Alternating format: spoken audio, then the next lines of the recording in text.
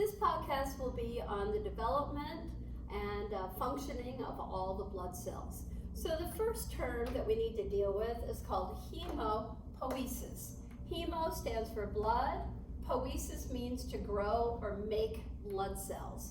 And so that's the term for making all blood cells plus plasma, okay?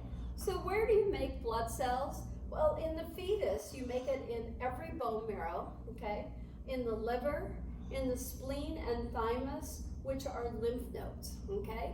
And so basically when you are born, when you're born, then it's gonna change, okay?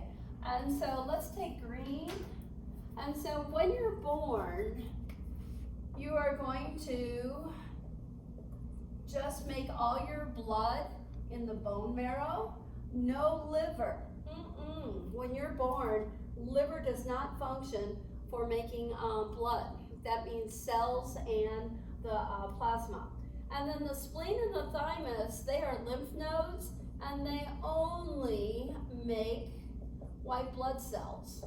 White blood cells called leukocytes, okay? So they aren't gonna make plasma, they're not gonna make red blood cells or thrombocytes, the platelets. So no erythrocytes, nothing. All right, so once you're born, bone marrow, and then the lymph nodes will make white blood cells only. All right, so hemopoiesis. So I drew a bad bone right here, okay? And so we're looking at a bone, and the bone is lined, the interior, the spongy bone, or trabeculated bone, whatever you want to call it. The spongy bone is lined with a membrane, and that membrane is a loose CT membrane. So in A&P1, you might have heard the term endosteum. And so, yes, it's loose CT, and it has lots of stem cells in it because loose CT is the primary source for all stem cells. And so basically, the loose CT membrane right here is going to make your blood cells and your plasma. They're going to make blood, okay? And so the term for blood cells in general is hemato or hemocytes. And the liquid part of the blood is the loose CT matrix called plasma, all right? So this membrane gives rise to both. It's going to give rise to the plasma and to the cells. Now, so here are two loose CT cells that get very, very large, okay? Very, very large. And these loose CT cells are called a megalohematoblast or a hematocyte. Or they're called a megalokeratinoblast or keratinocyte. And so really, this is the one right here that's used the most, right here, the hematoblast or site, the megalo. And megalo means huge. It's a huge loose CT cell, and now it's going to change into the thrombocytes, which are the platelets, the leukocytes, the white blood cells, or the erythrocytes, the red blood cells. So we're going to do both on here. We're going to do thrombocytes, and then I'm going to talk about leukocytes on the other half of the board. So here's what happens. So this megalohematocyte is essentially going to turn into a thrombocyte, okay? A thrombocyte. And a thrombocyte is formed when this cell, this huge cell, tries to squeeze into a capillary. And so when this huge cell tries to squeeze into a capillary, it essentially it just totally self-destructs. It sort of blows up, it explodes, and then out comes little bitty pieces of the megalohematoblast right there. And now we have a name for these little bitty pieces of this exploded cell when it tries to squeeze into that capillary. And so these are called thrombocytes, right there, thrombocytes. And so now we're going to go up here with our thrombocytes. So the capillary picks up the exploded cell, and here we go. And so thrombocytes look like this. They're just solid little pieces of that one exploded cell. This is what they look like. Little bitty pieces, cell fragments. Cell fragments. And so do they have a nucleus? Yes, a piece of a nucleus because the cell exploded and it had a nucleus, but you really can't see the nucleus. No, but they do have a piece of a nucleus in them. And so they definitely have a little bit of nuke in each one. And so they're exploded cell fragments right there, all right? And so about how many platelets do you have in your blood at any point in time? Oh, anywhere from 300 to 500,000, about 500,000 platelets at any point in time. They are the smallest cell in the human body, the smallest. And is it a true cell? No, it's not a true cell because it's an exploded piece of an exploded large cell. And so anyway, they all have only one function, the platelets do. And so platelet is their common name. Thrombocyte is their technical name, their anatomical name. And they have only one function, is to produce clots for the cardiovascular system, blood clotting. And so basically we will have a separate podcast on how you form clots, which means you make two proteins to essentially make a gauze patch in anything that's leaking. So I have a podcast just devoted to that topic. So what's the term for blood clotting that is regulated and done by the thrombocytes? Hemostasis. Hemostasis. Hemo means blood, and stasis means to stop.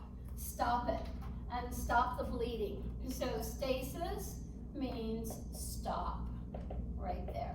And hemo, of course, means blood. So you gotta watch your terms here. We have hemopoiesis, which means to make blood, and we have hemostasis, which means blood clotting, or coagulation. And then there's another term that you love to get confused, homeostasis, which means regulation and balance within a cell or anything, right? So now we're done with the thrombocytes, okay, the thrombocytes. And so now, what else is gonna come from this big megalohematoblast right here? Well, leukocytes, white blood cells.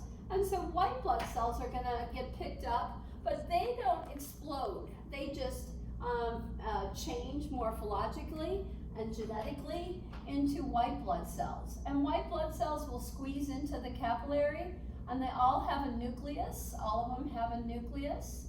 And so they're gonna go out in circulation, and they're gonna do things, right, specific things. There are 5 specific leukocytes, 5. And so we have 2 main groups of them. Leukocytes, the common name is white blood cell, okay? And so we have 2 groups. So the first group are called the agranular leukocytes.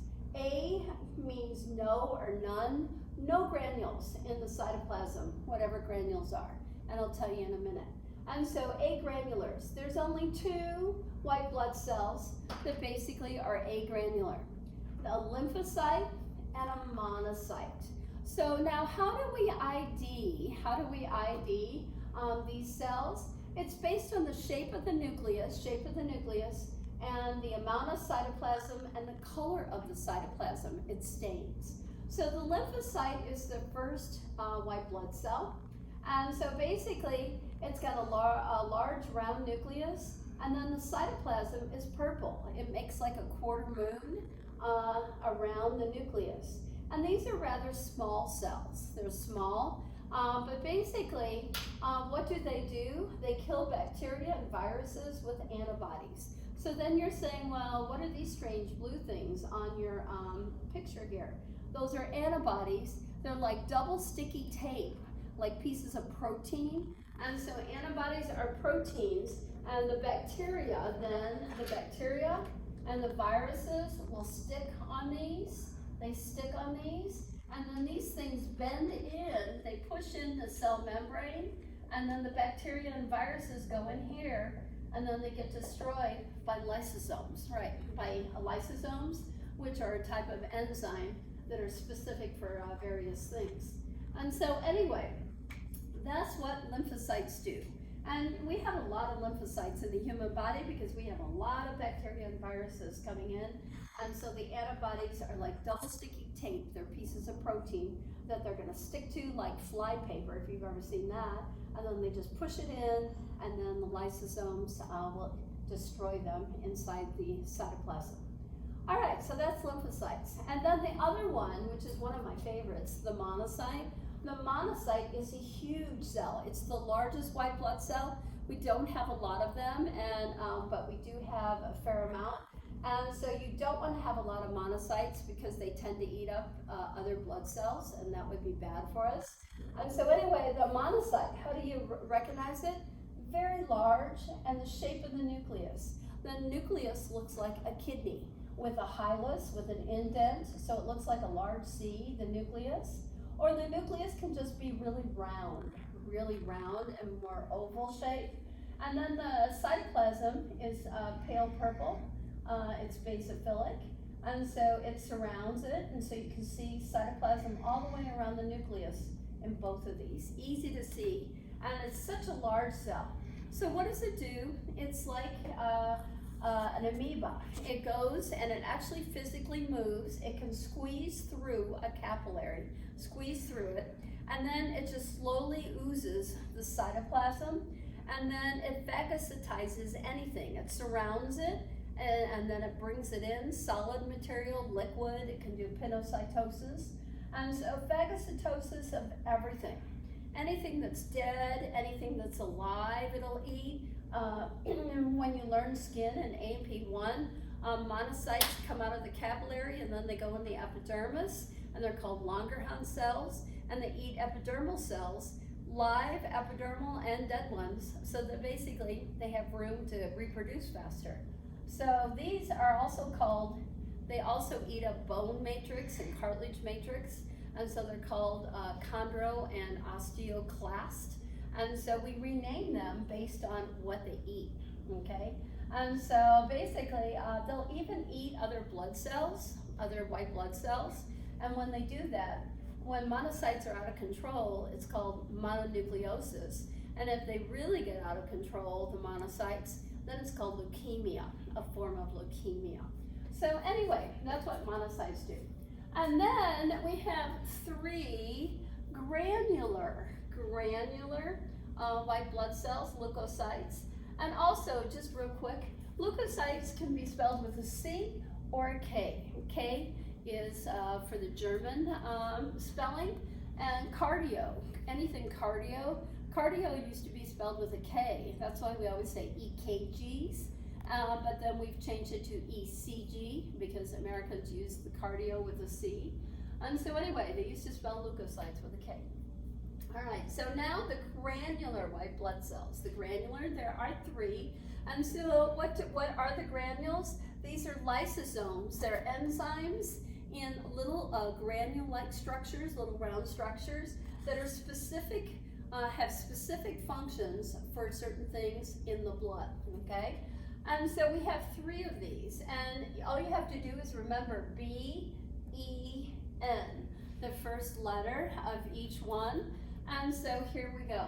So basophils, they stain, here are the little purple granules. They're a very small cell, and you cannot see the nucleus, but you can see purple granules. And so they sort of remind me of a little bitty, like a blackberry, the fruit, the blackberry fruit. And so anyway, all purple granules, and those have enzymes in them. And what are the enzymes called? The enzymes are specific. They're heparin enzymes, and they're histamine enzymes. And so the heparin enzymes essentially are an anticoagulant. They keep your blood cells from sticking together. And so if blood cells start sticking together, then the heparin is going to eat them, come between the space between them and eat the protein and release them so they don't form a clot. And so that's what the heparin enzyme does. And so these are in these little bitty granules. And then also what's in there is histamine, good old histamine, that starts allergic reactions. And so histamine, when something is floating in your blood that shouldn't be there, and the term for anything in your blood that shouldn't be there normally is called antigen. Antigens are foreign proteins, any type of substance, compound that shouldn't be in your body. And so basically then the basophils release histamine, and that's an enzyme to try to destroy foreign material that's floating in your blood or found surrounding in your intracellular fluids, etc. So histamine destroys foreign items, the antigens, in your body, so in tissues and in the plasma of the blood. So it tries to help us. So when you start an allergic reaction, basically what comes first? Your eyes start to water, so histamine will make your eyes tear up. Then mucus starts flowing so that it can get rid of the antigen, because histamine just came into those pseudostratified ciliated columnar ET cells. And then what else does histamine do? It'll dilate blood vessels, and so you'll leak more plasma from your capillaries, so that it's trying to get rid of it, the foreign food or foreign anything that you should be there in your plasma. Okay, so anyway, that's what basophils do. Their granules are called heparin and histamine granules, and that's what their function is. So eosinophils are large cells, very large, and very easy to ID because they have red or pink granules, red or pink enzymes in their cytoplasm, and their nucleus is bilobed, a bilobed nucleus. That means there's two parts to it, 1, 2. So it either looks like a hand weight, like a dumbbell, or they call these two lobes, 1, 2, with a connector, floppy dog ears. I think of them in like Cocker Spaniel ears. Those are pretty floppy. And so floppy dog ears. And so the red granules really in the cytoplasm give it away. And so very easy to see, very large cells. So what do eosinophils do for you? Well, first of all, they make antihistamine, right? And antihistamine is an enzyme that destroys histamine. It stops an allergic reaction. So basically it makes your blood vessels constrict, the tunica media, that layer of muscle, constrict so you don't drip as fast in your out of your capillaries. Basically, it stops the goblet cells from secreting mucus, and then it will stop, what else? Tearing, if you have watery eyes. And so that's what antihistamines do when you take them as your allergy pill, right? And so also itching, any kind of skin itching. Skin itching is from leaked plasma. Leaked plasma causes your skin to itch and become red or inflamed. So anyway, antihistamine. So we actually have eosinophilic allergies.